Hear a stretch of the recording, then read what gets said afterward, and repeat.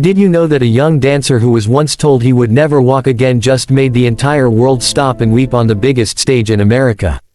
Before we share this incredible journey of pain, perseverance, and a moment that broke the judges, make sure to hit that subscribe button and turn on the notification bell so you never miss a story that will touch your heart.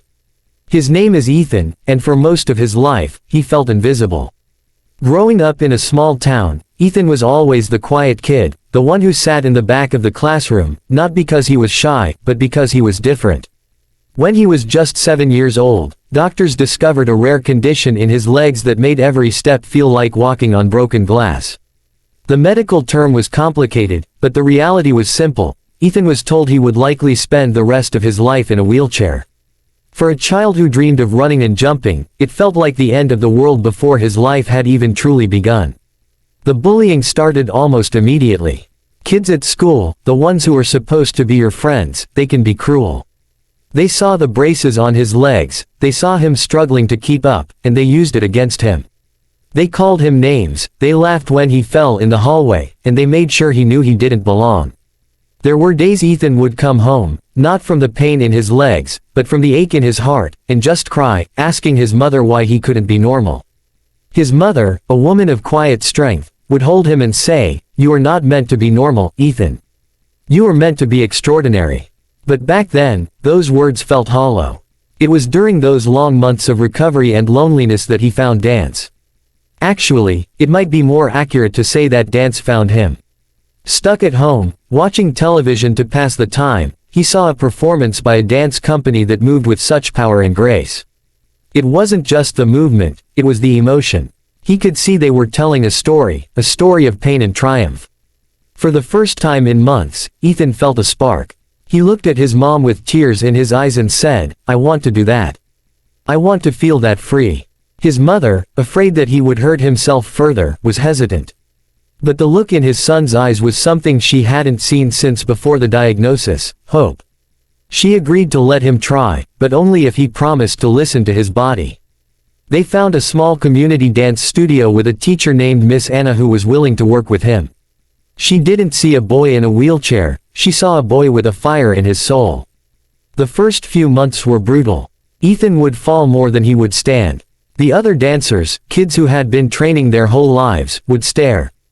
But Ethan was relentless. He practiced in his living room, holding onto chairs, using the walls for support. He would fall, cry from the frustration, and then get back up. For 3 years, this was his life. Pain, practice, and persistence.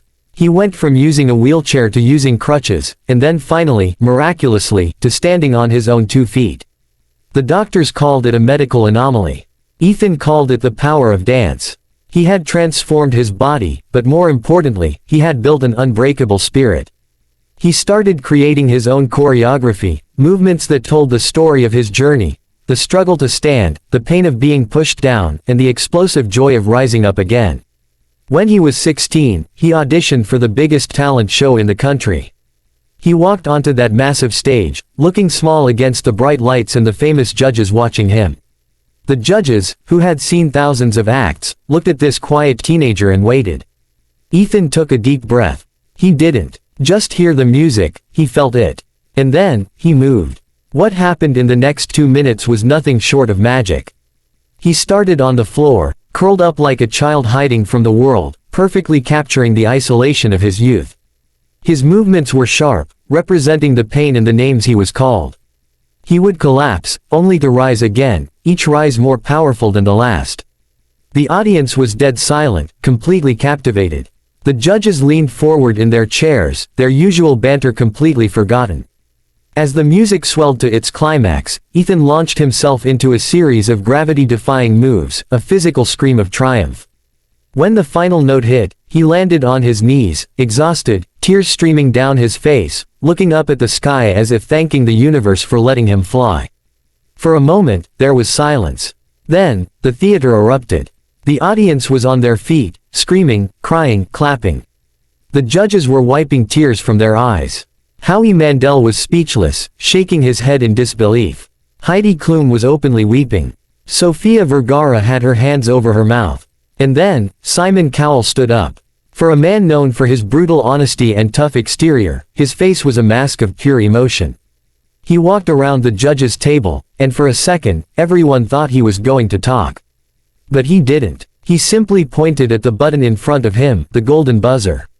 But he didn't push it alone. He looked at Howie, Heidi, and Sophia, and with a silent nod, they all gathered around it. Simon began to count down from 5. The audience realized what was happening and the screaming became a roar.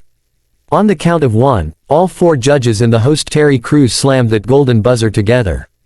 It was the first time in the show's history that a unanimous golden buzzer had ever been given. Golden confetti rained down from the ceiling like a miracle from heaven. And that is when the moment happened that touched every heart. Ethan, standing in the middle of the storm of gold, didn't pump his fist or jump for joy. He simply looked up, saw his mother in the audience, who had sacrificed everything for his dream, his father who had worked double shifts to pay for his lessons, and he collapsed.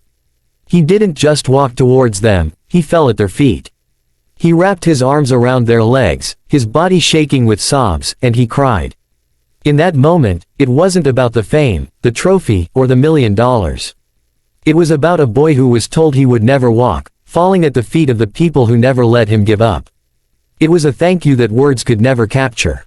The image of that family, huddled together on that grand stage, crying under a shower of gold, is something no one in that theater or watching at home will ever forget. This wasn't just a dance performance, it was a testament to the human spirit. It was proof that our lowest moments do not define us, but rather, they build the foundation for our greatest triumphs.